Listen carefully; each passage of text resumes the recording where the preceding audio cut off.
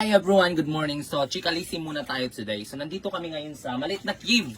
So, ayan, natatakot yung mga kasama ko kasi nga, recently talaga, like, kagahapon na karang araw, panay lindol. So, sabi nila, natatakot daw sila dito. Baka daw, maglindol na naman bigla. Kasi nga, palagi talaga kagabi, nagulat ako, nagising ako, grabe, nag-shake talaga yung hinigaan ko. Sabi ko, ay Diyos ko, parang kala ko hinatak ako. So, ayun, takot na takot sila. Sabi ko, no, don't be scared kasi nga, mabilis lang naman mag-exit, sobrang bakwan lang. Pero this is nice, ano, kasi fresh water talaga siya. So, ayan. We are here at Siargao pa rin to, ayan. As usual, Tigasaw. So, nice place. And so, ito yung mga kasama ko, sabi ko, chill-chill lang tayo. Kasi sobrang init talaga. I think 2 days na namin ngayon dito. Wala pa kaming base bihis. Just go for the go.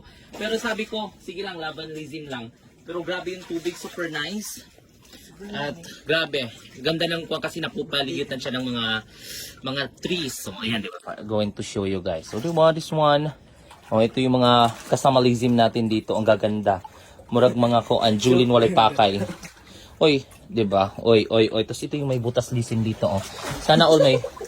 Bakit you're scared? Sana all may butas.